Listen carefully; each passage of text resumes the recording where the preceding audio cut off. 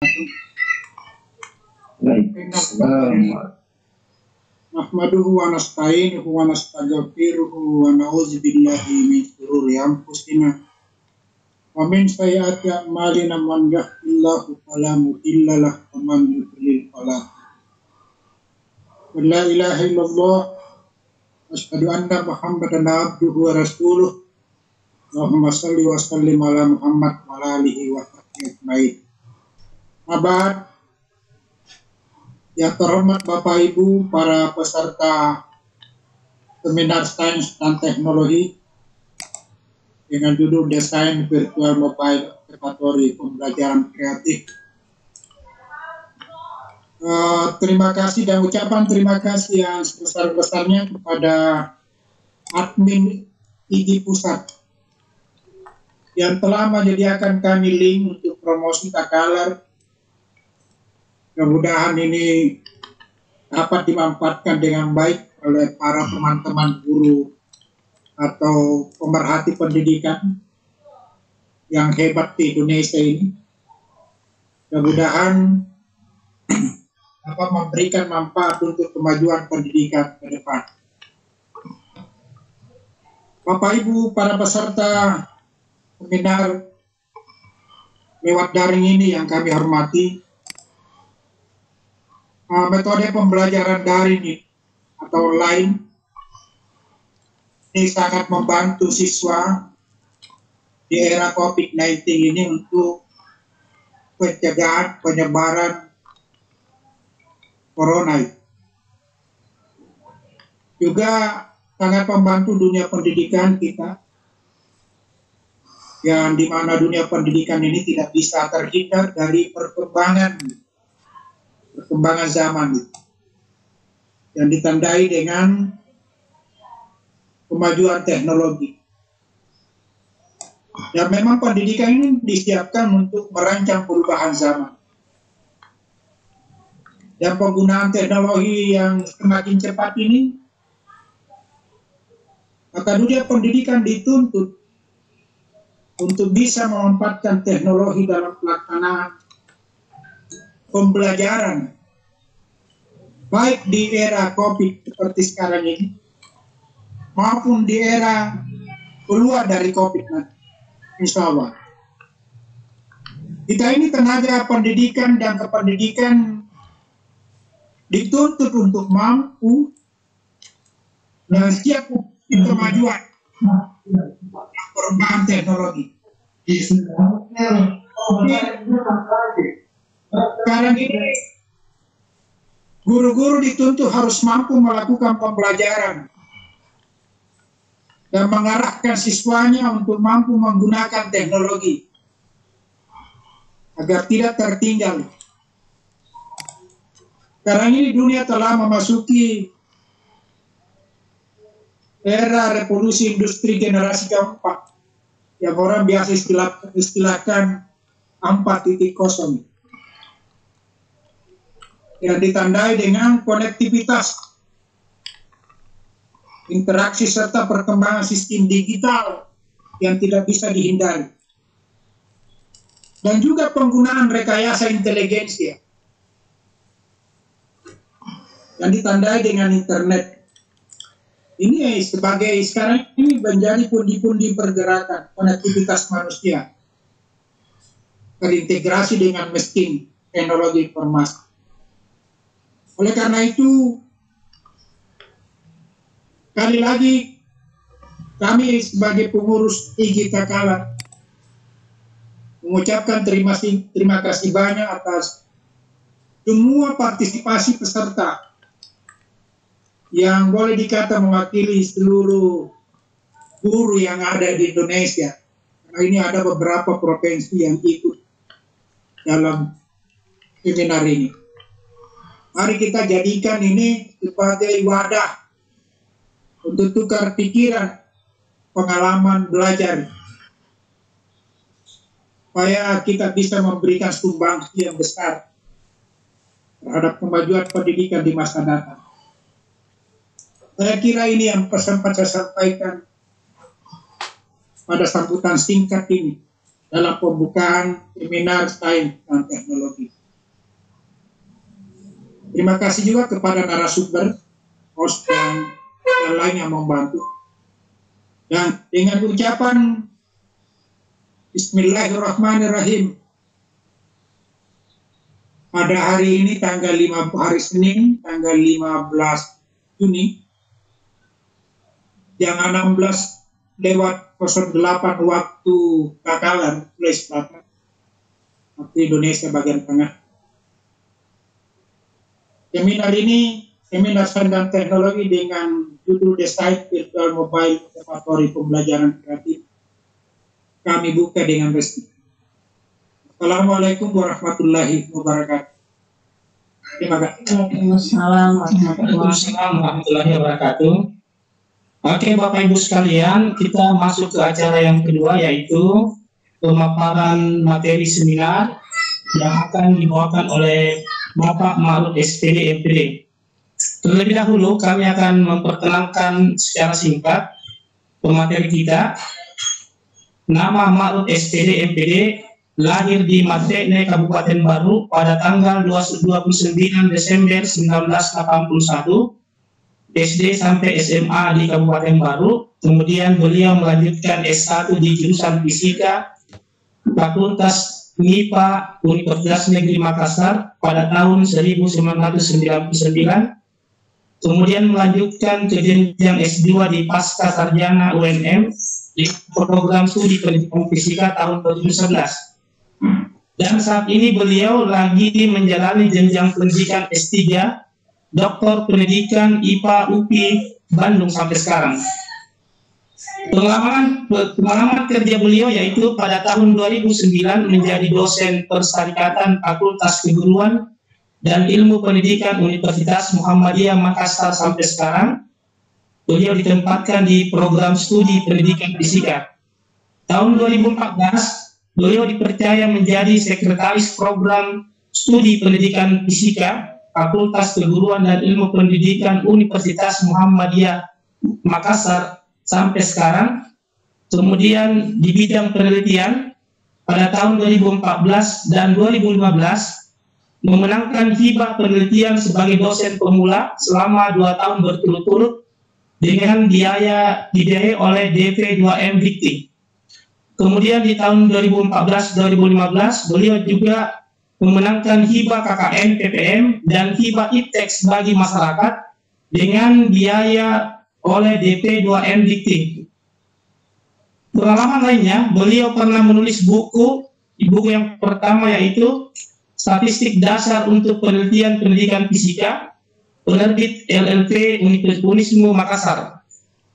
Kemudian buku Fisika Modern penerbit LPP Universitas Muhammadiyah Makassar. Buku ketiga adalah buku optik penerbit LPP Unismu Makassar.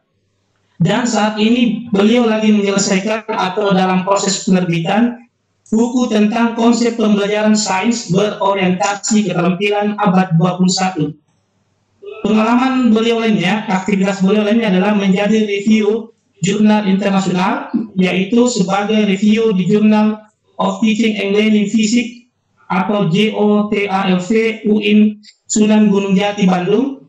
Yang kedua, sebagai review di Jurnal Pendidikan Fisika Universitas Muhammadiyah Makassar, dan sebagai editor di Jurnal Kasuari Physics Education Journal KVEJ Universitas Negeri Papua. Demikian biodata singkat beliau. Untuk selanjutnya kami serahkan kepada Bapak pemateri untuk membawa. Persilakan dengan hormat. Waktu dan tempat yang silakan. Baik, terima kasih. Assalamualaikum warahmatullahi wabarakatuh. Waalaikumsalam. Terima kasih kepada seluruh panitia, khususnya dari Direktorat Kementerian Kemendikbud atau kemudian perwakilan dari IGI, khususnya IGI dari Takalar, dan secara umum kepada IGI atas kepercayaan dan partisipasi untuk bisa sharing dengan berbagai ilmu pengetahuan dan pengalaman yang pernah saya alami. Insya Allah mudah-mudahan apa yang kita diskusikan dan kita bahas hari ini bermanfaat untuk kita semua, terutama dalam konsep peningkatan kualitas sumber daya manusia untuk pendidikan secara umum. Baik, dari perkenalan tadi saya kira itu sudah jelas tentang profil saya.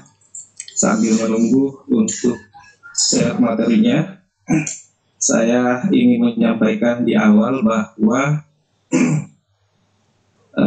konsep yang akan kita coba bangun hari ini itu tidak lepas dari bagaimana perkembangan dan tuntutan teknologi untuk pendidikan kita, khususnya di Indonesia.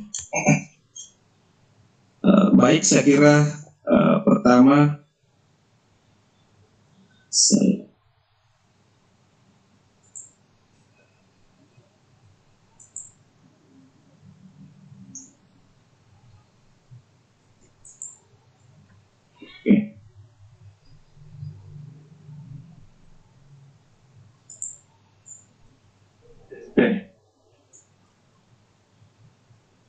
judul yang saya coba berikan untuk kita sama-sama berbagi dan sharing ilmu pengetahuan menyangkut tentang desain virtual mobile observatory untuk pembelajaran kreatif.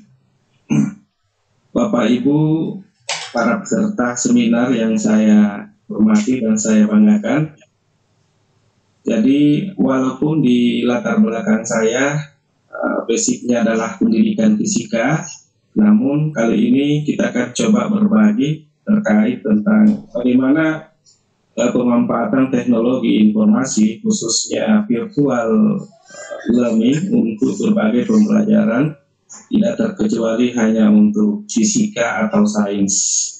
Sehingga nanti apa yang bisa kita adopsi dari konsep ini bisa kita terapkan dalam kehidupan kita, khususnya sebagai guru di lapangan. Baik, yang pertama adalah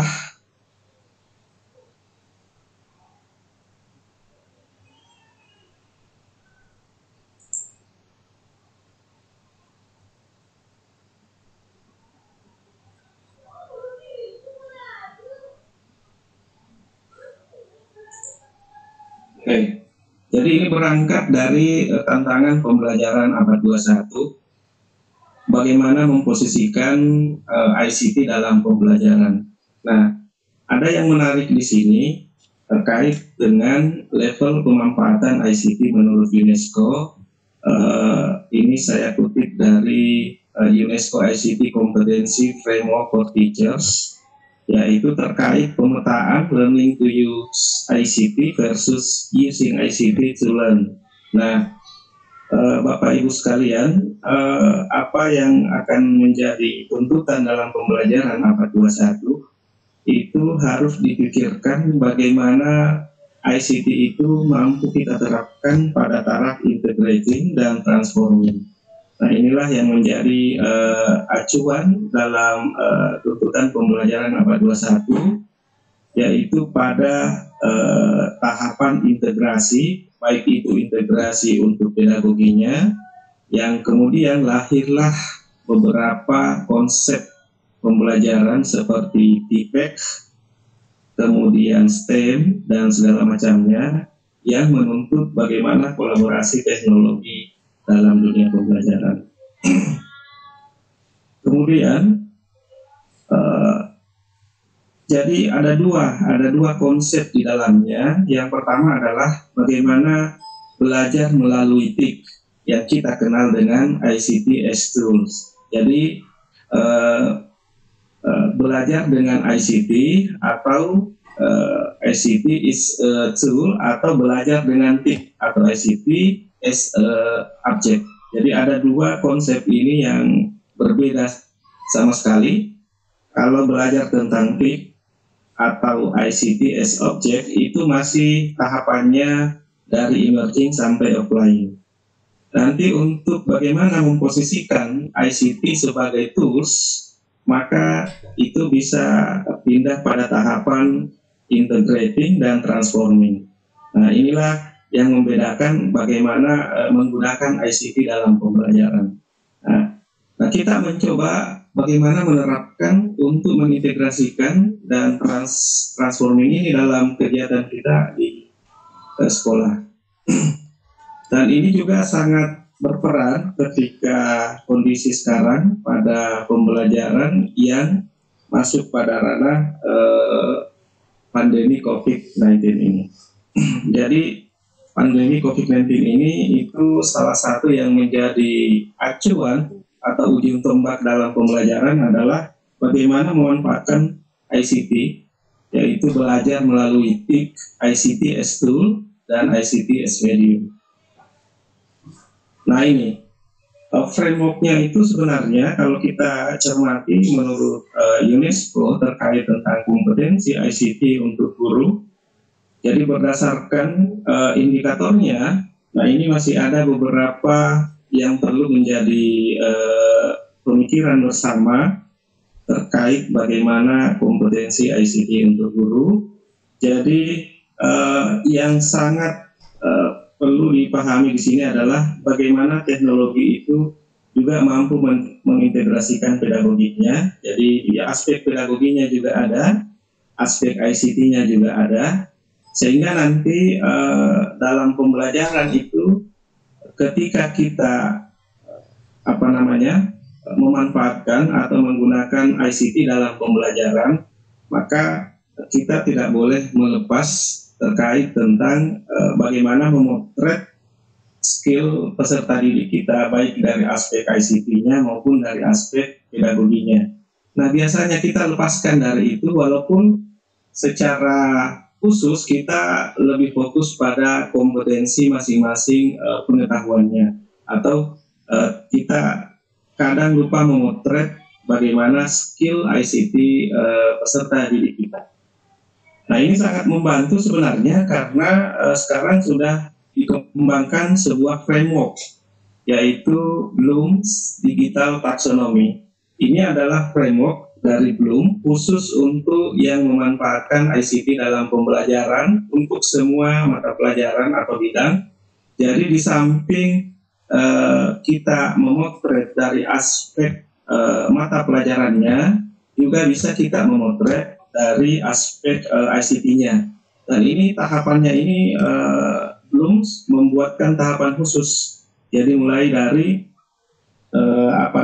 tingkatan remembering sampai creating itu semua sudah terkoneksi dengan kata kerja yang bisa kita jadikan acuan untuk memotret juga bagaimana ICT skill-nya peserta didik kita, sehingga kita tidak terlupakan dengan itu.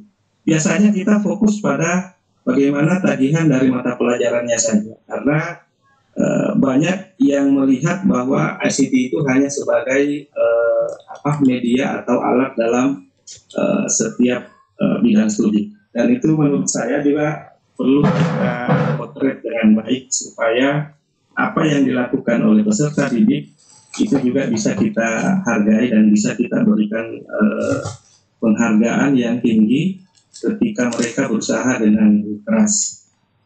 Nah, bisa kita amati di sini, misalnya mungkin selama ini seperti di pembelajaran di masa pandemi, sebenarnya di tingkatan evaluasi itu tagihannya ada yang bentuk blog commenting, reviewing, posting, ya macam-macam. Inilah semua kata kerja yang bisa menjadi acuan kita untuk memotret bagaimana ICT skill-nya peserta didik terkait sesuai dengan tingkatan yang kita butuhkan dalam mata pelajaran itu. Inilah integrasi teknologi dalam pembelajaran di setiap bidang studi atau pelajaran.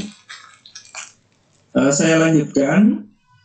Nah, virtual mobile observatory ini sebenarnya ada dua aspek yang menjadi acuan untuk bisa dibahas bersama, yaitu PL versus PO. virtual labs atau virtual eksperimen ini sudah sesuatu yang selalu mungkin sudah sering kita dapatkan, khususnya yang basic IPA atau fisika dan lain-lainnya. Kemudian virtual observatory. Nah, VL dan VO ini itu sebenarnya punya keunggulan masing-masing. Nah, di virtual lab ini itu berdasarkan apa yang saya analisis terkait tentang virtual laboratorium atau virtual eksperimen, kelemahan yang paling utama adalah dia terkotakkan pada alat dan bahan serta aktivitas pembelajaran yang ada di dalam aplikasi itu, sistem itu. Jadi tidak terangkum semua jenis topik yang bisa kita lakukan. Lalu kemudian alat dan bahannya itu sudah paten di dalamnya, itu tidak bisa kita ganti, sehingga inovasi dan kreativitas mungkin batasannya itu berada pada kategori sedang. Ya. Kemudian berkembanglah virtual observatory. Jadi virtual observatory ini itu dikembangkan awalnya adalah ketika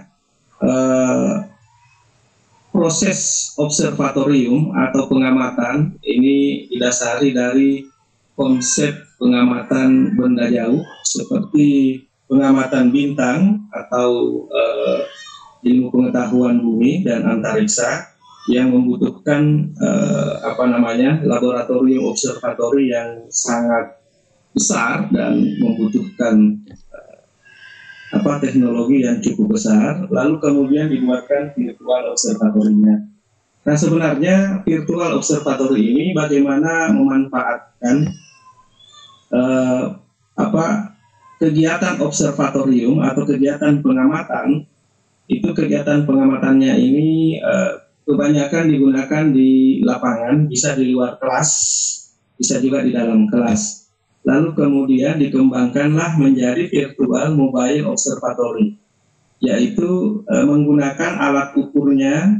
Kebanyakan alat ukurnya itu bisa diadopsi dalam virtual di dalam Android atau mobile phone itu atau smartphone-nya. Nah, perbedaan yang sangat mendasar antara virtual labs dan virtual mobile observatory ini itu untuk virtual mobile observatory sebenarnya peristiwa atau aktivitas yang digunakan itu adalah penggabungan antara virtual dan real, virtual observatory dan real observatory. Jadi bisa aktivitasnya itu sebenarnya tergabung di dalam satu aktivitas yang dinamakan dengan virtual mobile observatory. Kenapa? Karena peserta didik itu akan melakukan observatorium atau melakukan pengamatan secara real, tetapi alat yang dia gunakan itu adalah bentuknya virtual yang tertanam dalam mobile phone atau smartphone yang kita miliki. Nah, virtual mobile observatory ini itu bisa didesain dalam bentuk multi aplikasi. Jadi bisa menggabungkan dalam berbagai aplikasi. Ini banyak digunakan pada Bapak Ibu yang sudah mendalami STEM. Jadi dia bisa memasukkan aplikasi matematisnya nanti, aplikasi teknologinya, aplikasi fisikanya dan sebagainya dalam bentuk satu kegiatan besar yang tetap acuannya adalah mobile observatory. Jadi saya akan coba membahas beberapa contoh ilustrasi multi aplikasi yang biasa digunakan di dalam virtual mobile observatory ini. Nah, dasarnya adalah smartphone itu sudah tertanam sensor di dalamnya. Ada sensor yang standar, secara umum smartphone ini bisa ada di dalamnya, seperti akselerometer, digital kompas, giroskop, illuminate sensor, kemudian sensor light sensor dan sebagainya. Sudah ada sensor yang terstandar di dalamnya. Namun sekali lagi terkait dengan standar atau kualitas sensornya itu jelas berbeda antar setiap produk. Ya, jadi itu bisa nanti menjadi acuan. Tapi sensornya itu ada yang terstandar, sudah ada di dalam smartphone itu, hanya tingkatan kualitasnya yang berbeda-beda. Ada yang memang kualitasnya itu sangat tinggi, ada yang sedang dan ada yang rendah. Jadi spesifik sebenarnya itulah yang dimanfaatkan untuk dijadikan virtual mobile observatory. Dari beberapa sensor itu bisa menjadi alat ukur yang bisa kita gunakan dalam praktikum, dalam pengamatan baik di lapangan maupun di dalam kelas. Tapi kebanyakan digunakan di lapangan. Sehingga virtual mobile observatory ini banyak yang merancang untuk menjadi proyek bagi peserta didik di rumah yang desainnya itu berbentuk kegiatan pengamatan baik dalam bentuk kelompok kecil maupun dalam bentuk kelompok besar. Ini bisa dilakukan untuk masa pandemi seperti sekarang ini. Jadi peserta didik itu bisa bereksperimen, bisa melakukan pengamatan di rumahnya dengan menggunakan virtual mobile observatory. Nah, kita lihat satu-satu dulu untuk beberapa yang bisa saya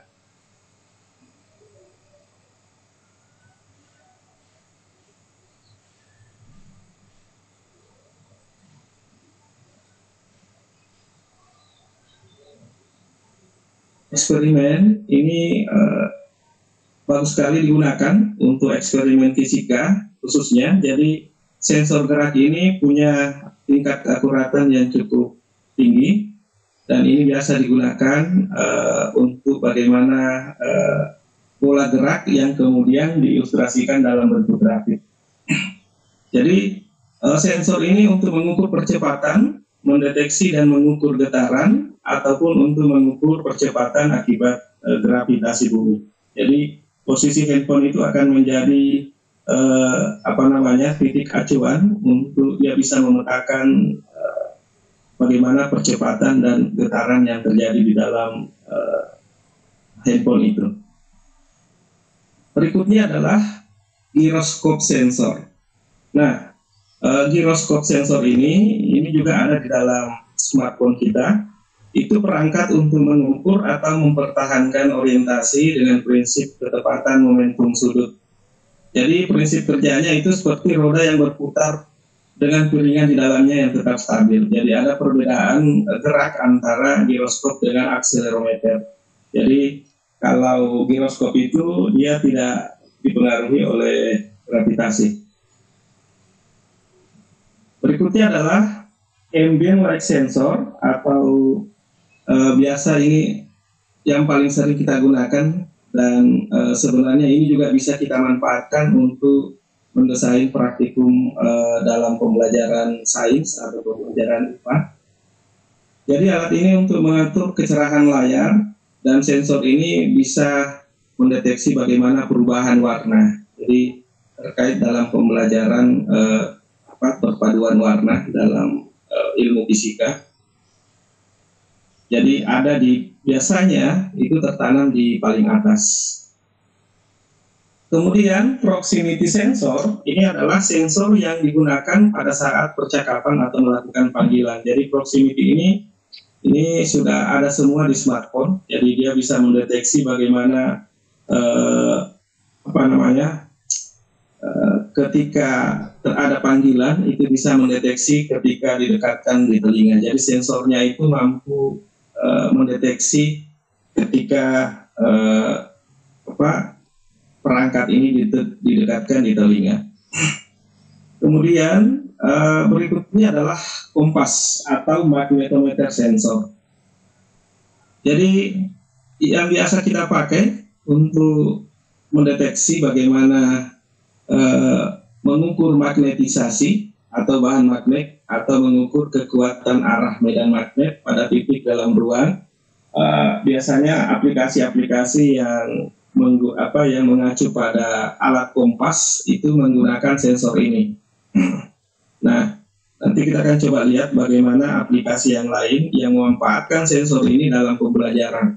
Jadi intinya adalah apa yang ada di dalam smartphone kita, sensor-sensor itu bisa kita manfaatkan untuk menjadi alat dalam pembelajaran, sehingga alat ukur ini bisa kita manfaatkan untuk mendesain aktivitas pembelajaran, khususnya aktivitas pengamatan praktikum atau pengamatan laboratorium. Nah, bagaimana virtual mobile observatory itu didesain? Jadi ini jadi dalam mobile smartphone itu bisa kita mengilustrasikan salah satu aplikasi yang bisa kita gunakan untuk mendesain virtual mobile observatory. Jadi misalnya planetarium ini itu digunakan untuk pembelajaran luar angkasa atau pembelajaran astronomi. Itu posisinya adalah memotret benda di langit, lalu kemudian secara sistem dia akan menangkap dan mengidentifikasi bagaimana proses apa yang dilakukan, dan kemudian identitas apa yang bisa ditangkap dari kamera itu. Namun ini biasanya digunakan untuk pembelajaran ilmu antariksa atau BBA. Kita lihat contohnya. Nah, di fisika, salah satu virtual mobile observatory, dan ini juga saya sering gunakan, itu adalah PIPOX, Physical Phone Experiments. Jadi di PIPOX ini itu memanfaatkan handphone sebagai salah satu alat yang bisa kita gunakan dalam pengamatan praktikum atau pembelajaran. Jadi PIPOX ini itu nanti akan memberikan tawaran dalam aplikasinya, kita mau menggunakan sensor apa.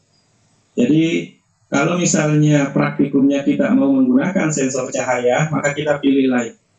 Nah, nanti dia akan menggunakan handphone kita itu sebagai alat dan memanfaatkan sensor cahayanya untuk bisa melakukan pengukuran dan pengamatan terkait tentang eksperimen yang akan kita rancang.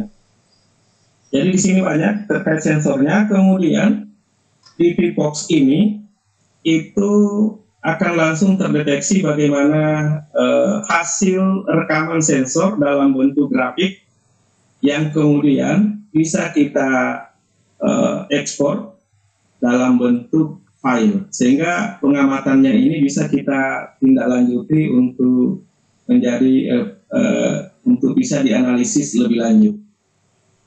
Jadi sensornya ini banyak yang bisa kita gunakan. Magnetic file juga sudah bisa. Ya, ini banyak yang gunakan. Terutama yang sering saya gunakan itu adalah untuk yang menggunakan sensor gerak yang bandul di atas, kemudian cahaya, giroskop, magnetic file, itu bisa semua. Dan akustiknya di bawah ini macam-macam. Ini Bapak Ibu khususnya yang fisika atau IPA, ini bisa kita manfaatkan. Dan acuannya adalah, alat yang digunakan adalah smartphone. Nah, ini bagusnya karena dia memadukan antara virtual eksperimen dan real eksperimen. Kenapa? Karena alat dan bahan yang lain tetap kita desain dalam bentuk alat dan bahan real eksperimen. Misalnya menggunakan tali, menggunakan magnet, menggunakan alat besi dan segala macamnya. Namun alat ukurnya nanti akan digunakan adalah berbantuan smartphone. Jadi itu yang dimaksud dengan virtual mobile observatory. Ini untuk kajian fisika. Nah, ini saya coba ilustrasikan satu desain virtual mobile observatory yang menggunakan sensor gerak. Mudah-mudahan bisa kalau tidak nanti ini bisa saya share.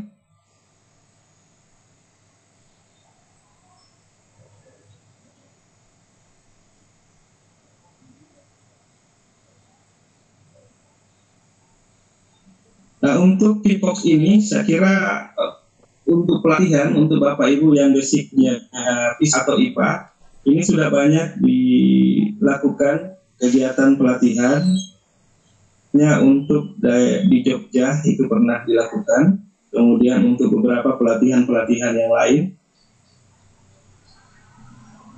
Kemudian kita pindah ke pembelajaran berikutnya yang juga memanfaatkan sensor yang sama.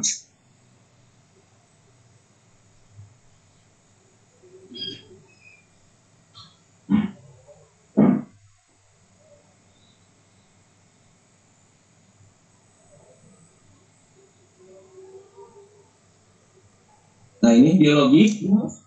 Untuk biologi, jadi virtual mobile observatory-nya itu dia memanfaatkan sensor, jadi sensor gambarnya untuk menangkap gambar. Ini digunakan untuk mengidentifikasi jenis tanaman. Jadi Bapak Ibu yang basicnya biologi itu bisa menggunakan aplikasi PlanSnap.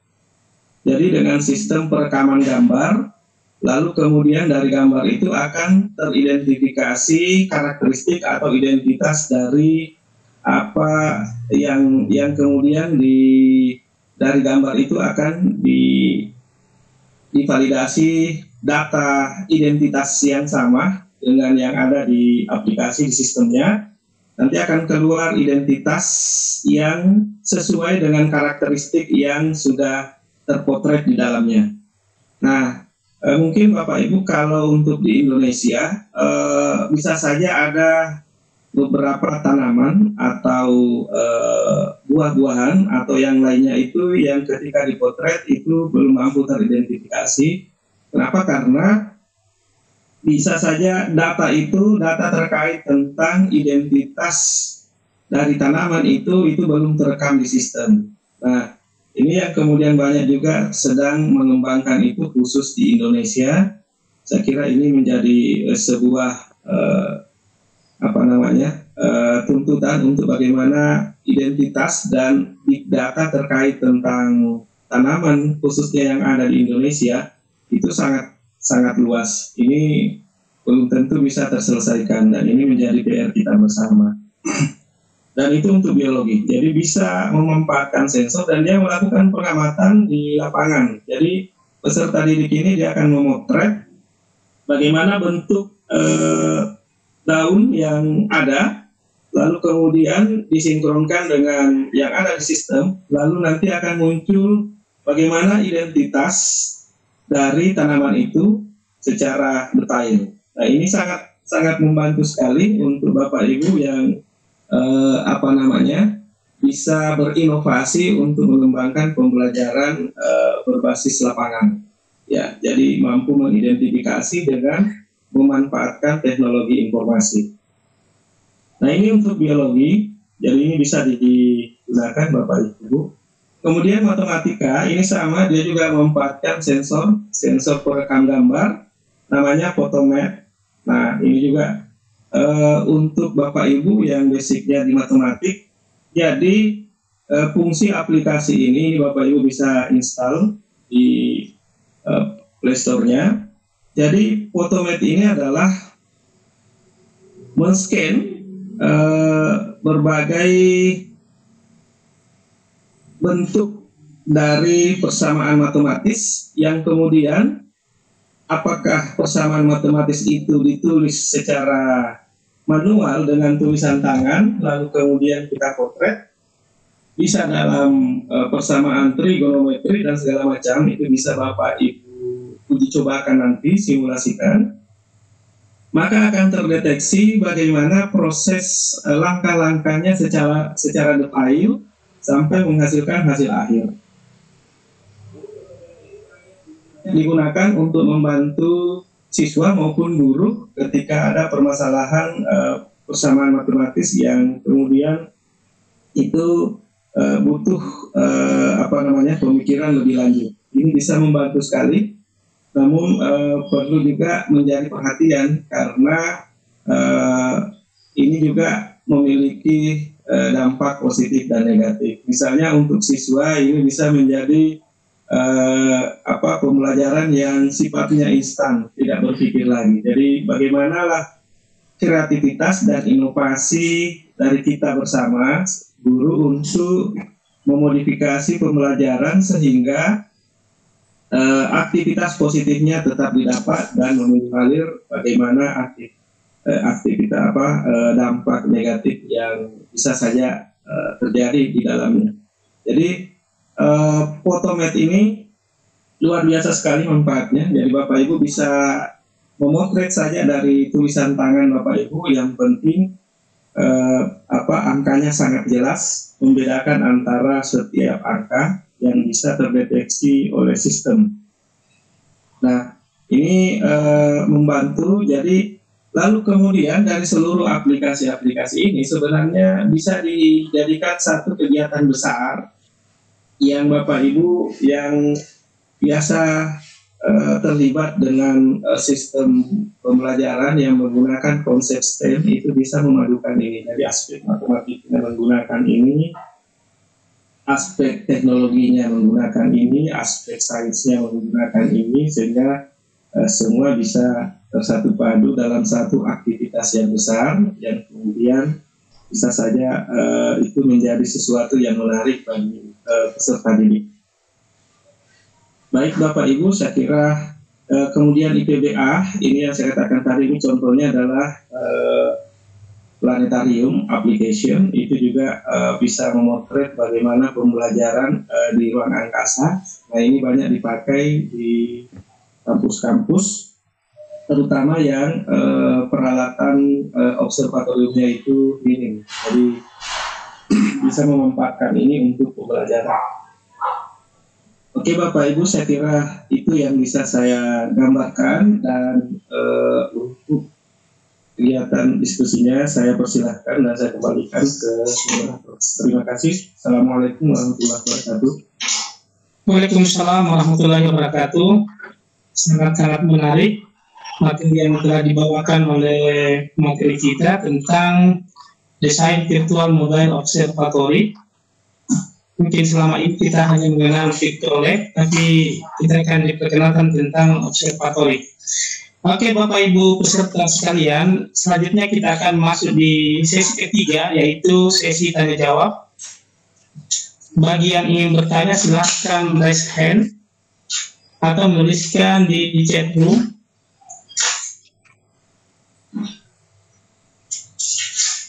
Kita silakan kepada Pak Ali Musron. Pak Ali Musron.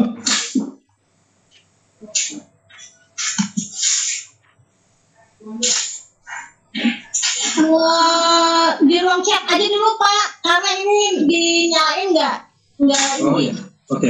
Di ruang chat dulu aja ya. Iya, oke sip.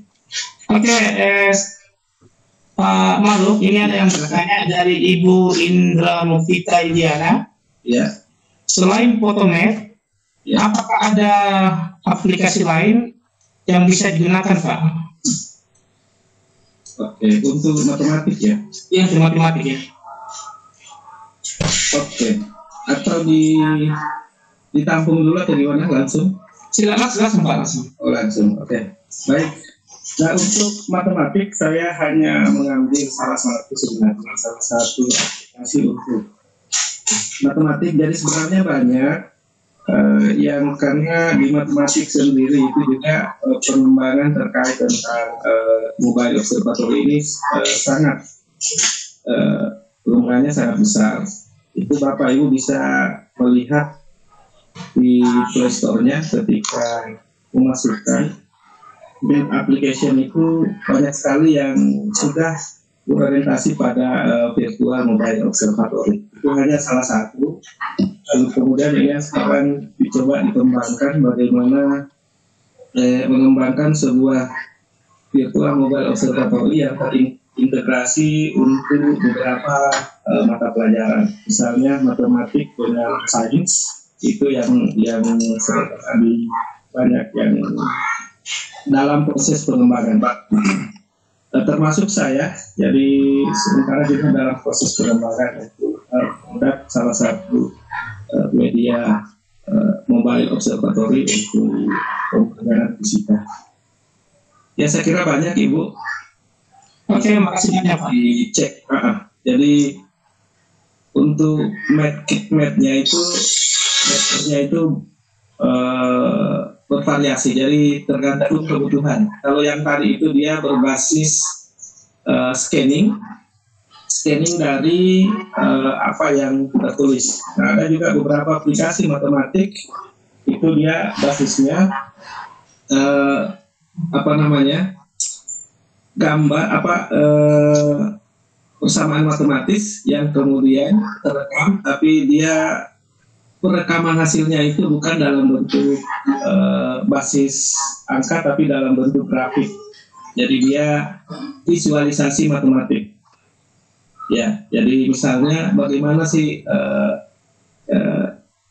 untuk persamaan linearnya ini? Jadi ketika dimunculkan maka terpotret, maka yang keluar adalah bentuk persamaan bentuk grafiknya. Itu juga ada. Ada juga yang kebalikannya, dari grafik lalu kemudian mencoba menelusuri bagaimana matematiknya. Itu juga ada. Jadi Bapak Ibu bisa sebenarnya mengecek secara detail bagaimana tergantung kebutuhan Bapak Ibu di lapangan. Ya, silakan. Oke, makasih. Pertanyaan berikutnya dari Bapak Agus Salim. Bapak Agus Salim, SMA Swasta Makassar. Pertanyaannya adalah, apa keunggulan aplikasi Mobile Observatory ini dibandingkan dengan Google Earth? Oke. Ya, terima kasih dari siapa tadi ya? Pak Agus Salim ya? Pak Agus Salim. Ya. Kalau untuk Google Earth, jadi kalau Google Earth itu dia hanya pengamatannya itu hanya ada di layar Android atau di layar aplikasi. Kalau untuk virtual mobile observatory, jadi misalnya seperti sebenarnya saya mau ilustrasikan di video tadi. Jadi pada saat merancang, saya kasih ilustrasi satu, misalnya merancang pengamatan untuk osilasi gelombang, getaran dan periode dan getaran dalam osilasi harmonik. Jadi dengan menggunakan aplikasi T-Fox ada dua, dan ini sebenarnya adalah sudah menjadi inovasi, ada yang memperbaharui. Jadi bukan yang awalnya itu HP-nya yang digantung, lalu kemudian digantung dengan tali, lalu kemudian nanti HP-nya itu akan mendeteksi gerak bolak-balik yang terekam di dalam aplikasi itu.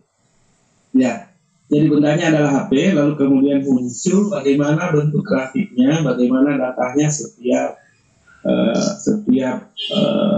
gerakan yang ditimbulkan di HP. Lalu kemudian ada yang menginovasikan, ini inovasi juga sih sebenarnya. Jadi bukan HP-nya digantung, jadi HP itu dipegang oleh siswa, HP-nya dipegang oleh siswa dan diaktifkan T-Fox-nya, lalu kemudian siswa ini melakukan aktivitas berayun ya, yang seperti di taman itu berayun. Nah, lalu kemudian dengan sendirinya HP itu akan merekam gerakan ayunan itu. Jadi sambil bermain dia bisa merekam aktivitas, lalu kemudian data itu diolah menjadi data yang lebih kompleks lagi. Nah itu, jadi kalau Google Earth dia terpaku pada layar di dalam aplikasi, jadi tidak ada koneksi dari real praktikumnya Google Earth. Nah kalau untuk virtual mobile observatory itu harus ada koneksi dengan real eksperimennya. Tapi Google Earth itu sebenarnya untuk pembelajaran tertentu itu bisa dimasukkan dalam virtual mobile observatory. Ketika misalnya dia dipadukan untuk pengamatan data apa, misalnya untuk memetakan posisi posisi danau atau posisi sungai tertentu, lalu kemudian dari data itu kemudian ditindaklanjuti menjadi sebuah pengamatan langsung. Itu bisa. Jadi tergantung sebenarnya bagaimana kita mendesain. Ya, saya kira itu Pak bisa dikembangkan untuk virtual mobile observatory itu. Ya. Terima kasih banyak Pak. Pertanyaan berikutnya dari Ibu Dewi Aprianti. Pertanyaannya adalah apakah semua aplikasi ini bisa digunakan untuk semua tipe HP Pak? Nah, atau ada spek tertentu ya? ya. Jadi di HP sebenarnya ada sensor yang seluruh HP ada. Jadi ada standar sensor yang dimiliki oleh setiap smartphone. Namun sekali lagi dari setiap produk itu memberikan satu yang nilai jual dari setiap produk itu. Misalnya ada yang nilai jualnya ada di sensor cahaya. Kemudian produk lain ada yang nilai jualnya di sensor gerak dan segala macam. Jadi setiap produk itu mengembangkan untuk bisa ada yang punya nilai tinggi. Jadi kualitasnya itu biasanya ada di salah satu tertentu, di HP tertentu. Namun secara umum hampir semua sensor itu ada, tapi standar dari tipe atau produknya itu bervariasi. Ada yang tingkat sensornya itu rendah, ada yang tinggi, ada yang sama sekali sensornya ada tapi tidak bisa diaktifkan. Salah satu contoh ilustrasinya Bapak Ibu, misalnya untuk sensor yang lain itu tidak semua jenis smartphone itu bisa digunakan untuk fungsi remote control misalnya. Ada jenis tertentu yang bisa digunakan juga untuk bagaimana dia bisa menjalankan AC, menjalankan televisi dan macam-macam. Tapi tidak semua. Artinya sensor di produk itu yang dia unggulkan. Ya, saya kira itu. Oke, makasih. Untuk selanjutnya saya baca pertanyaan yang ada di room YouTube. Pertanyaannya adalah apakah aplikasi ini harus menggunakan internet ya Pak? Oke. Baik. Jadi hampir semuanya menggunakan akses internet karena untuk aplikasi datanya, tapi ada untuk Pivox itu dia menggunakan aplikasi online, jadi harus dalam terkoneksi online untuk bisa merekam data yang kita gunakan. Tapi kalau untuk scanning seperti yang di biologi, mungkin sudah ada beberapa aplikasi yang desainnya itu adalah aplikasi online, aplikasi offline. Jadi ketika sudah terinstall, itu bisa kita gunakan untuk merekam data. Tapi untuk analisisnya biasanya harus diaktifkan dalam bentuk online. Ya, jadi sementara masih kebanyakan dia harus terkoneksi internet. Oke, pertanyaan berikutnya ini mewakili teman-teman di mata pelajaran lain. Apakah mobile observatory ini hanya berlaku di 3 mata pelajaran ataukah ada sensor lainnya Pak untuk mata lain? Oke. Seperti IPS atau yang lainnya? Ya, oke. Jadi untuk pengembangan ke mata pelajaran yang lain yang di luar dari IPA dan matematika itu saya belum terlalu melihat dari, mungkin ada yang seperti itu tapi konsepnya saya belum temukan. Misalnya di bahasa itu sudah ada dikembangkan, jadi dia memanfaatkan sensor scanningnya untuk mendeteksi bahasa yang baku. Jadi kalimat itu bisa dipotret, lalu kemudian dia akan terdeteksi posisi kalimatnya, apakah kalimat itu sudah baku atau tidak, apakah sudah sesuai dengan standar atau tidak. Ya, itu untuk bahasa. Jadi sudah ada rancangan mirip-mirip yang digunakan di matematik dan biologi. Jadi sistem scanning, kalimat yang di-scan, dan kemudian nanti akan terdeteksi apa yang tidak sesuai dengan standar kebakuannya, nanti akan terdeteksi dengan menggunakan kode dari hasil scanning itu. Tapi kalau untuk IPS saya belum tahu apakah sudah ada pengembangannya, tapi saya kira hampir semua mata pelajaran sudah merupakan ke arah situ. Tapi yang banyak digunakan memang di IPA dan matematik. Coba pertanyaan berikutnya dari Ibu Ati Jurniati. Apakah untuk penggunaan sensor atau aplikasi ini ada kelemahan ya Pak? Atau kendala-kendala yang sering didapati pada saat menggunakan metode ini? Ya, baik, saya kira ada hampir semua aplikasi punya kelebihan dan kekurangan. Misalnya untuk seperti yang saya katakan tadi, untuk aplikasi matematik itu kelemahannya adalah itu bisa dimanfaatkan oleh siswa untuk dia bisa menjadi pemikir yang instan, karena tidak perlu lagi dia mencari bagaimana solusi alternatif atau bagaimana memecahkan masalah itu. Dengan bantuan scanner ini dia bisa tahu secara langsung tanpa harus menggunakan pikirannya sendiri. Kemudian untuk di fisika, contohnya adalah yang di Pipox ini itu juga punya masing-masing punya kelemahan.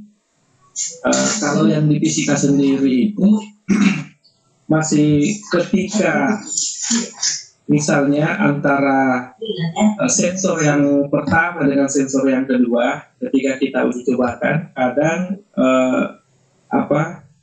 perekaman datanya itu kadang tidak maksimal. Nah ini, jadi kembali lagi dari masing-masing smartphone yang kita miliki, itu pasti kelemahannya ada di perangkatnya.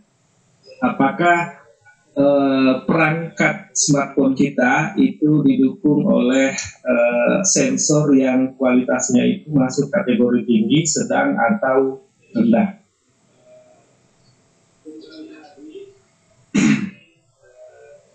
Ya, silakan.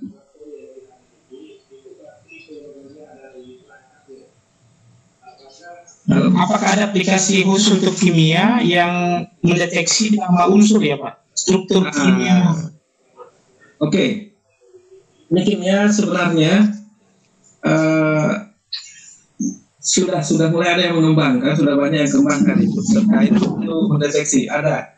Sayangnya saya nggak sempat ini komunikasi, jadi ada beberapa teman juga yang mengembangkan itu. Jadi dia menggunakan virtual mobile observatory untuk eksperimen kimia.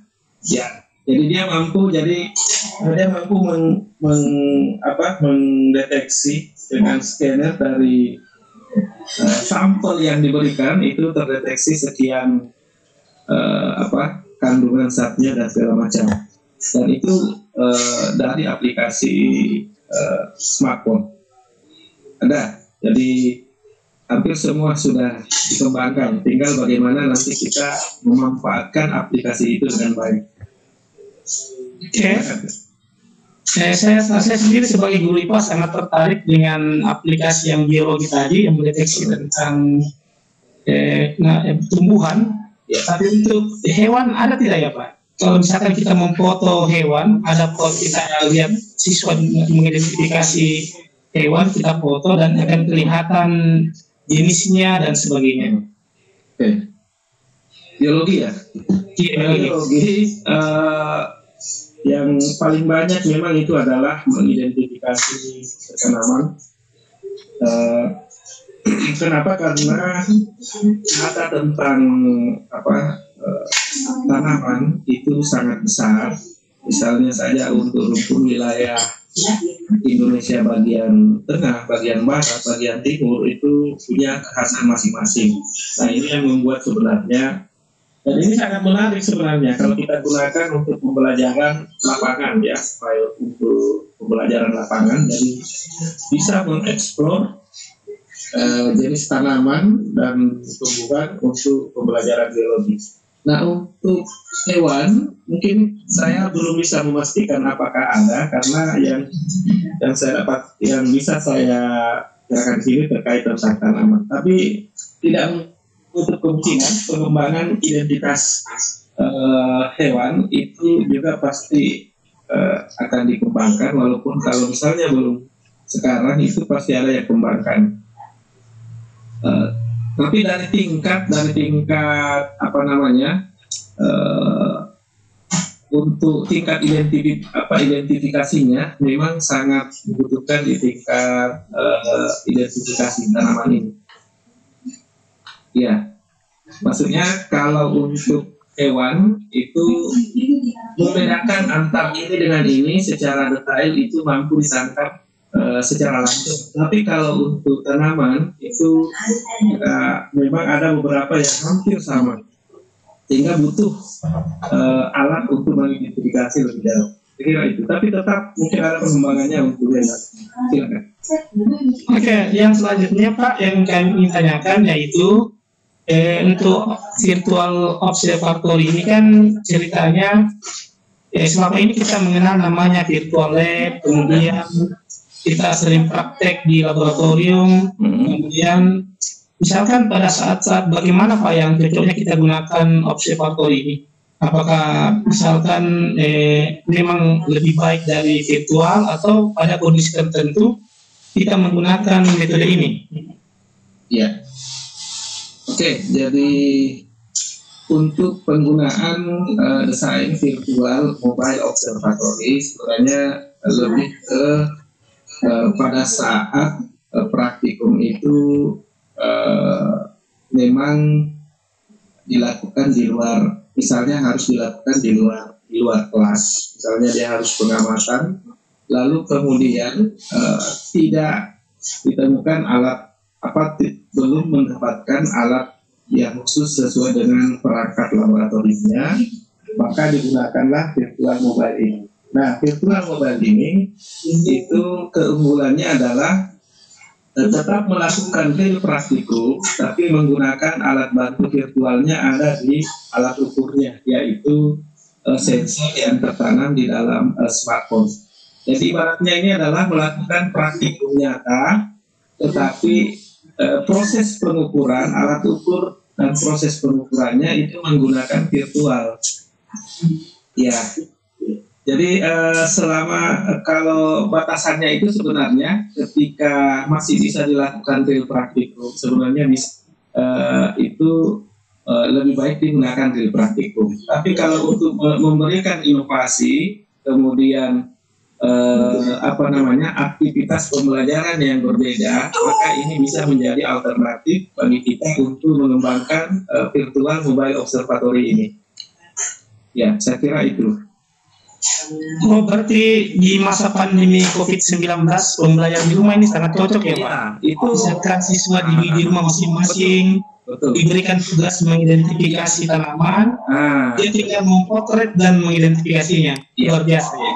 Itu bisa juga dilaporkan dalam bentuk video pembelajaran dari hasil observatorinya. Bagaimana dia dari awal sampai mengolah data itu bisa dijabarkan dalam bentuk video sebagai tagihan project. Jadi banyak yang bisa digunakan untuk pembelajaran di rumah. Jadi ini sebenarnya orientasinya adalah pembelajaran di rumah. Jadi merancang aktivitas pembelajaran yang kuatannya itu adalah pembelajaran eksperimen untuk pengamatan tertentu, baik itu sains, matematika maupun ilmu-ilmu yang lain yang orientasinya itu difasilitasi dengan alat dan bahan yang ada di dalam smartphone kita. Ya. Oke, luar biasa. Jadi di sini mungkin tergantung kreativitas kita di masa pandemi guru-guru untuk merancang atau menggunakan fasilitas mobile observatory ini sebagai media kreatif bagi siswa, karena memang kita sebagai guru ini harus pandai-pandai mencari berbagai macam strategi. Mungkin waktu belajar di rumah lama ini adalah salah satu yang bisa membuat siswa menjadi kreatif dan siswa menjadi lebih, karena bisa mencoba sendiri, menemukan sendiri. Biasa Pak. Ya. Oke, Bu Teh Umi. Hadir. Gimana yang di resen bisa nggak? Udah ini udah aku nyangkain. Oke, silakan diarahkan yang di resen siapa ya? Pak Ali siapa? Pak Ali ya. Iya, silakan Pak Ali. Halo Pak Ali. Iya, Silakan Bapak. iya terima kasih. Tapi iya itu ya untuk matematika. Iya Pak, silakan. Oke, ya untuk matematika biasanya kan kalau foto match itu kan digunakan anak-anak untuk keuangan. Iya. Gitu. Apakah ada untuk yang aplikasi untuk menjelaskan materi begitu, menjelaskan kita grafik porno atau yang lain begitu, yang nggak hanya untuk seperti fotonet gitu loh. Jadi untuk menjelaskan materi saja, biar nanti kita mengingatkan anak bukan ke fotonetnya gitu. Terima kasih. Oke. Tertangkap pertanyaannya Pak? Ya, bisa. Oke, baik. Saya coba memberikan dari apa yang ditanyakan tadi. Jadi itu adalah yang fotomet tadi adalah salah satu contoh sebenarnya penggunaan sensor scanning yang ada di aplikasi smartphone itu yang bisa dijadikan sebagai salah satu alat untuk pengamatan dalam pembelajaran. Namun ya seperti yang Bapak tadi informasikan bahwa ini kebanyakan digunakan untuk bagaimana menyelesaikan soal-soal matematis pada saat ujian dan segala macam. Nah, kalau untuk penjelasan secara detail bagaimana misalnya menjelaskan untuk trigonometri dan segala macam, sebenarnya aplikasi matematik itu sudah banyak variasinya sebenarnya. Malah sekarang kalau matematik itu lebih banyak dikembangkan penjelasan muatan materinya itu ada yang berorientasi pada games, ada yang berorientasi macam-macam. Jadi menjelaskan materinya itu dia melalui game dan segala macam. Kemudian ya saya kira banyak Pak untuk terkait untuk materinya itu sudah banyak Pak, misalnya Match.ly itu khusus, tetapi kalau untuk aplikasi yang arahnya ke penjelasan itu mirip-mirip dengan digital book. Ya, jadi lebih banyak seperti Android book saja. Jadi dia lebih menampilkan apa yang ada di buku. Jadi penjelasannya itu ada yang menggunakan fasilitas suara, ada juga yang hanya berupa teks. Untuk variasinya itu sementara banyak dikembangkan ke games Pak, untuk membantu bagaimana menjelaskan atau mengkomunikasikan materinya itu dalam bentuk permainan. Ya, iya Pak. Jadi bisa misalnya salah satu contohnya adalah Match Games, itu ada untuk penjelasan teori matematik dalam bentuk permainan. Kemudian, ya.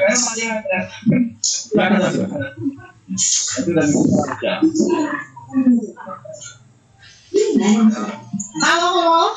Ya. Silakan Pak, lanjutkan ini sebentar. Pak, saya di luar jadi mungkin ada suara ini. Wah, baik. Sekarang kita masih ke sesi tanya jawab berikutnya. Ini ada Samsul Rijal.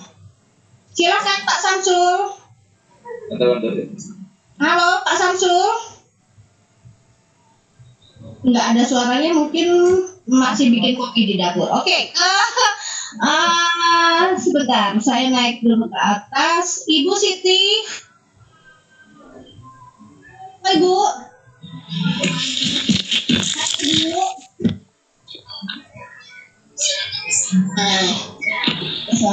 Pak Mulis. Halo Pak Mulis. Ya. Ini yang lesen beberapa orang saya panggil nggak. Itu mungkin di pertanyaan chat lagi saja. Saya lihat pertanyaannya yang berulang aja nih. Oh, berulang. Berarti ini Revren aja ya. Sekarang saya panggil yang Aren. Halo. Halo. Halo. Tidak merespon. Pak Ali Nusron tadi dipanggil? Belum ya? Belum ada suara ya. Halo. Halo. Ya, terima kasih sudah saya. Coba Pak Muhammad Said ya, Pak Sumarto, ada Pak Sumarto saya lihat. Ini nggak jadi nanyanya. Oke. Pak siapa? Pak Sumarto ya, ada Pak Sumarto. Bentar. Ada juga Sumarni. Coba, halo Ibu. Halo Ibu. Pak Sumarto, ada Pak Sumarto saya lihat. Bapak Ibu kalau tidak bertanya, rasanya jangan dipencet ya. Jadi ketika dipanggil tidak merespon. Baik, mungkin kepencet. Sumarto nggak ada. Kalau tadi dipanggil nggak ada. Mana ya? Ini. Ada nih kok. Hairil dulu deh, Hairil. Halo. Halo. Mel Putra. Halo. Halo. Oh, ini Pak Sumarto ketemu nih. Halo Pak Sumarto, silakan. Iya, terima kasih banyak. Assalamualaikum warahmatullahi wabarakatuh. Waalaikumsalam warahmatullahi wabarakatuh. Ya, terima kasih atas kesempatannya. Nama saya Sunarto dari SMP Unismu Makassar, Lab School dari Universitas Muhammadiyah Makassar sendiri. Baik Pak, ingin bertanya mengenai aplikasi Plasnap yang tadi ditampilkan. Itu memang erat kaitannya dengan tumbuhan, khusus untuk tumbuhan sesuai dengan namanya plants atau yang ingin saya tanyakan apakah ada batasan materi tertentu yang menjadi objek dalam pengamatan yang bisa digunakan untuk aplikasi khusus, artinya misalnya Plasnap apakah hanya khusus untuk tumbuhan tertentu ataukah semuanya? Seperti juga dengan materi-materi lain yang berkaitan dengan objek pengamatan. Terima kasih Pak. Ya. Ya. Baik Pak, terima kasih. Saya Pak Sunarto. Jadi ini biologi terkait dengan Plasnap. Jadi sebenarnya inti dari batasan materi yang akan kita gunakan untuk memilih salah satu aplikasi tertentu. Jadi sebenarnya batasan materinya itu kita melihat dari kebutuhan data apa yang ingin kita gunakan dalam materi itu. Jadi misalnya untuk Plasnap itu adalah terkait tentang karakteristik dan identitas tanaman-tanaman yang potret. Namun mungkin kelemahan dari aplikasi ini itu ada beberapa bentuk atau tanaman yang mungkin mirip, secara spesifik sebenarnya berbeda. Namun karena big datanya itu kebanyakan dari luar, sehingga tanaman itu bisa saja teridentifikasi dengan karakteristik dan ciri khas yang ada di sistem itu. Jadi kalau misalnya dari itu arahnya ke membutuhkan data terkait tentang identitas dari tanaman yang terekam dari bentuk daun dan segala macam, maka kita yang berinovasi apakah data itu dibutuhkan untuk materi kita atau tidak. Kalau misalnya tidak, maka kita harus cari aplikasi yang lain yang sesuai dengan kebutuhan dari apa yang kita ingin lakukan di konsep itu. Jadi harus melihat dari aplikasi yang ingin kita gunakan. Itu pertimbangan dalam memilih aplikasi. Jangan sampai kita menggunakan aplikasi itu lalu kemudian datanya itu justru tidak dipakai dalam kita, sehingga memang butuh uji coba tertentu dulu sebelum kita menyarankan untuk menjadi tugas peserta didik. Ya, jadi tidak bisa kita langsung, oh ini khusus semua tanaman. Misalnya di tanaman itu justru dia memotret bagaimana struktur tanaman bagian dalamnya. Misalnya dari dalam akar, dalam ini bentuk susunannya seperti apa. Nah itu tidak ada di snap. Dan snapnya itu tidak ada karena dia hanya mengidentifikasi nama ilmiahnya, kemudian karakteristik yang lain. Nah itu yang saya katakan, harus kita mampu mengkoneksikan kebutuhan data dari hasil aplikasi dengan kebutuhan materi kita, Pak.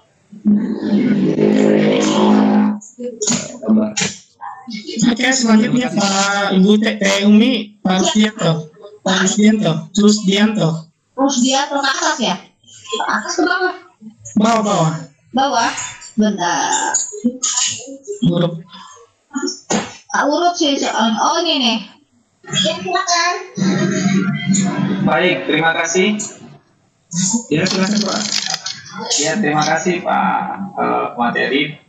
Kebetulan saya juga guru IPA sama dengan Pak Ofis. Background saya di biologi dan saya kira saya sangat tertarik dengan materi seminar kita sore ini.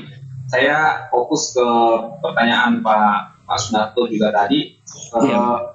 Kalau plan SNAP itu berarti bayangan saya Pak itu memang sangat tergantung dari big data yang ada pada aplikasi itu ya, karena bisa jadi memang apa ada kebutuhan kita yang kita ingin dapatkan kalau kita ingin gunakan. Misalnya tadi itu kan menarik sekali ya dikatakan oleh Pak Muklis bahwa aplikasi-aplikasi ini menarik sekali untuk bisa dijadikan bahan untuk anak-anak berkegiatan di luar, terutama di masa pandemi ini kan, maksudnya di luar itu ya di sekitar rumah mereka dan seterusnya, bukan di lingkungan yang jauh lebih luas. Tetapi mungkin akan terkendala jika ternyata big data yang dimiliki aplikasi itu kan mungkin terbatas ya, artinya tumbuh-tumbuhan yang ada di dalam itu justru bukan isti yang ada di sekitar rumah kita, artinya dia malah kayak endemik begitu tumbuhannya, itu kan mungkin tidak ada di dalam big data SNAP aplikasi itu Pak, plan SNAP itu. Nah, kira-kira ada ruang tidak itu kira-kira di aplikasi itu, kami sendiri belum pernah menjajah itu, ada ruang tidak di mana kita pengguna itu memungkinkan untuk coba menambah presensinya begitu. Terima kasih Pak. Baik. Terima kasih Pak Rusdianto. Ini menarik sebenarnya dari saran dan pertanyaan dari Pak Rusdianto. Jadi hampir semua aplikasi itu terkait apalagi kalau menggunakan big data itu kelemahannya itu tidak mampu menampung semua perwakilan data, khususnya aplikasi yang berasal dari luar Indonesia. Karena secara langsung datanya itu akan terakumulasi di luar.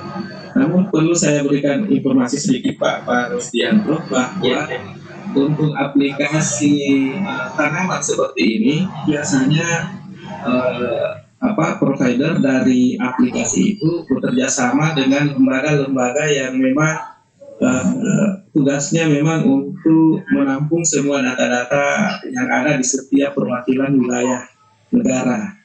Jadi misalnya di Indonesia, misalnya dia adopsi datanya dari lembaga tanaman seperti yang ada di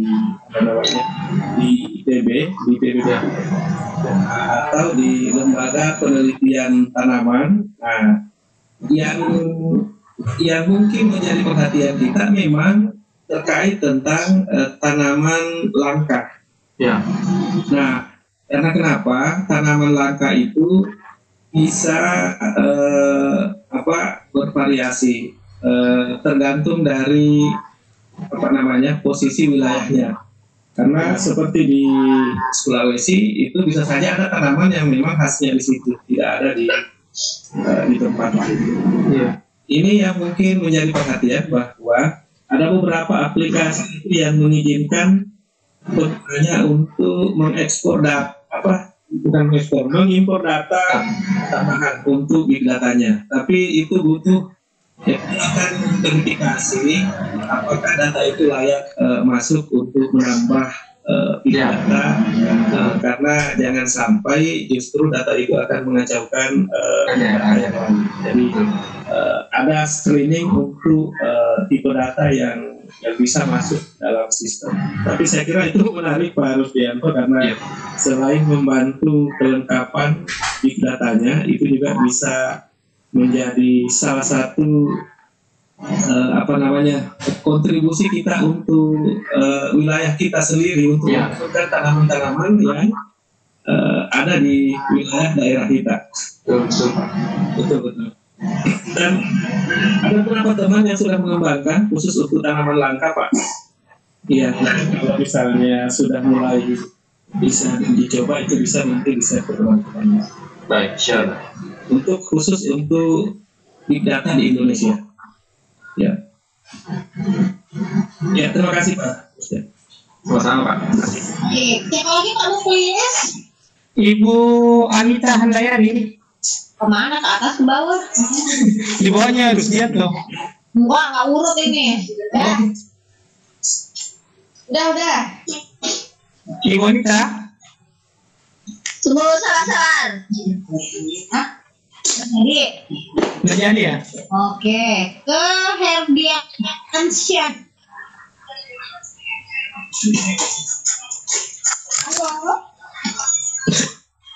Halo? Iya, silakan. Silakan Pak. Halo, Iya, Pak. saya dari mata pelajaran IPA, walaupun pengembangannya IPA dan apa istilahnya matematika dan IPA, tetapi ada mata pelajaran IPS sendiri itu khususnya mata pelajaran geografi yang menyangkut tentang kebumian. Betul. Kebumian.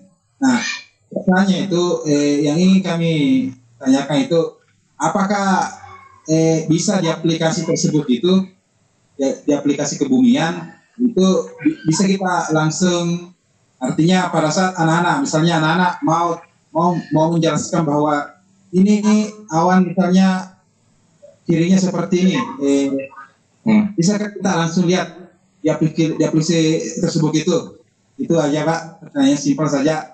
Artinya di aplikasi kebumian gitu, apakah anak-anak bisa langsung akses langsung, artinya apa yang dia ingin tanyakan bisa muncul di situ. Terima kasih Pak. Oh iya. Terima kasih Pak atas pertanyaannya. Nah, ini menarik sebenarnya karena IPS itu untuk salah satu bidangnya adalah geografi yang lebih banyak memotret tentang kebumian. Nah, yang saya jadikan salah satu aplikasi tadi dalam seminar ini terkait tentang virtual mobile observatory dan untuk ilmu kebumian, itu tadi contohnya adalah planetarium, tapi itu lebih banyak bukan untuk kebumian sebenarnya, dia astronomi Pak. Jadi memotret perbintangan, lalu kemudian itu akan sama tadi karena dia mengacu di big data. Jadi ketika memotret salah satu benda langit, maka langsung akan teridentifikasi karakteristik dari benda itu, jenisnya apa, seperti apa. Jadi seperti orang yang memotret sesuatu lalu kemudian dia tidak tahu aplikasi itu yang memberikan penjelasan.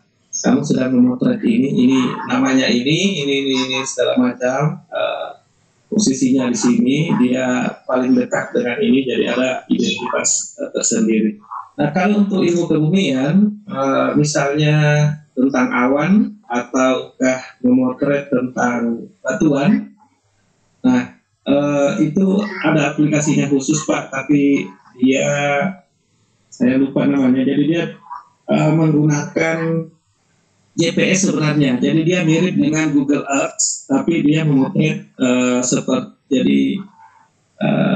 dia menggunakan GPS dari satelit, lalu mampu memotret bagaimana posisi awan dari atas, bagaimana posisi awan dari bawah, bagaimana posisi awan dari samping. Itu ada aplikasinya Pak. Jadi siswa kita itu dia bisa mengamati dengan baik bagaimana pola awan ketika dilihat dari atas, kemudian ketika dilihat dari samping, lalu kemudian dilihat dari bawah, ya. Karena dia menggunakan desain 3 dimensi, jadi bisa dilihat dari posisi mana saja. Nah itu menarik Pak, seperti juga batuan. Itu bisa memotret dengan menggunakan GPS bantuan satelit untuk kalau tidak salah ada istilah apa yang namanya kalau potong apa namanya kalau dari saya lupa apa itu. Kalau mengambil data dari atas, ya memotret data misalnya penginderaan jauh. Penginderaan jauh, betul. Indra aja, betul. Ya, Pak, ya. Nah, itu menggunakan satelit dan fasilitasi di aplikasi Android juga sudah ada, tapi dia sebatas untuk pembelajaran, jadi lebih ke simulasi sebenarnya, jadi terkait secara utuh. Ya, saya kira itu Pak menarik untuk IPS bisa dikembangkan untuk inovasi pembelajarannya dengan menggunakan mobile observatory. Ya, masih bisa satu ya Pak? Ya, silakan, bisa. Teh Umi satu lagi? Ya, silakan. Siapa? Pilih saja Teh, banyak sekali yang terus ini. Titi ya, Ibu Titi. Silakan. Bu Titi? Tidak bersuara. Saya ke Safrijal Hajar aja. Silakan. Halo. Halo. Ya, silakan Bapak. Baik, Assalamualaikum warahmatullahi wabarakatuh. Waalaikumsalam. Waalaikumsalam warahmatullahi wabarakatuh. Atas kesempatan yang besar, tadi kesangan baru dapat kesempatan. Ini Pak, materi yang kita bicarakan hari ini mengenai pembelajaran kreatif sangat menarik sekali ya sebagai ibu. Saya matematika. Jadi tanya saya Pak, aplikasi fotomat tadi Pak ya. Jadi dengan cara memotret fotonya saja maka memperoleh hasilnya. Ya. Nah, saya masih bingung nih Pak, bagaimana supaya belajar itu kreatif. Betul Pak. Itu ya. Jadi kalau ini namanya kan anak semakin diingatkan kalau itu kira-kira apa intinya itu aman sudah kenapa? Ya, terima kasih Pak. Awalnya juga saya punya pemikiran yang sama Pak, karena saya melihat salah satu kelemahan dari aplikasi Photomat ini memang peserta didik itu atau siswa kita itu dia tidak lagi bisa memunculkan bagaimana problem solvingnya sendiri untuk memecahkan masalah dari kasus yang diberikan. Nah, kenapa? Karena di Photomat ini itu ketika men-scanning sebuah kasus matematis, maka yang keluar memang adalah tahapan detailnya mulai dari awal sampai hasil akhir. Nah, ini menarik sebenarnya karena ketika itu terpakai oleh peserta didik untuk mengerjakan di lapangan atau di sekolah atau di rumah, kalau dia statusnya pembelajaran itu mungkin bisa membantu. Tapi kalau sifatnya itu evaluasi, nah ini yang agak riskan karena itu secara detail dia bisa langsung tahu bagaimana hasil akhirnya. Jadi sekali lagi memang butuh inovasi dan kreativitas bagaimana menggunakan atau memanfaatkan aplikasi Photomath ini dalam pembelajaran kita. Jadi itu bisa didesain dengan memberikan pola-pola tertentu dalam pembelajaran, kapan menggunakan Photomath, kapan menggunakan tanpa menggunakan Photomath. Nah itu memang perlu pembatasan untuk perkiraan. Namun sekali lagi untuk Photomath ini juga banyak membantu peserta didik kita untuk pembelajaran mandiri di rumah. Jadi kita bisa menyelesaikan untuk satu konsep, dia bisa selesaikan. Hanya masalahnya memang ketika yang di scanning itu ada beberapa kasus memang yang hasilnya itu error. Kenapa error? Karena yang di scanning itu ada beberapa variabel yang dianggap sama, lalu kemudian dideteksi sama, padahal sebenarnya berbeda. Nah itu jadi bisa saja ada sesuatu yang tidak sama dengan nilai yang sebenarnya. Karena scanning yang dipotret dari hasil sistem itu ternyata berbeda dengan kasus matematis yang dituliskan. Ini kasusnya misalnya antara nomor 1 dengan L misalnya. Jadi pada saat penulisan itu juga penting, antara A dengan O itu dia bisa mendeteksi sama kalau tulisannya itu mirip. Saya kira itu Pak. Baik, terima kasih Pak Nulis. Ya, saya kira sudah cukup Ibu. Jadi Bapak Ibu sekalian, sebelum masuk di sesi penutup, perlu kami sampaikan bahwa jangan lupa mengisi link absen, karena link absen akan kita tutup setelah pikon berakhir. Kemudian ada link yang kami sudah bagikan, link sertifikat, link rekap daftar hadir, itu dapat diakses 3 jam dari sekarang ya, karena butuh proses. Demikian Bu T.A.W. Baik, baik. Saya ambil alih ya. Iya.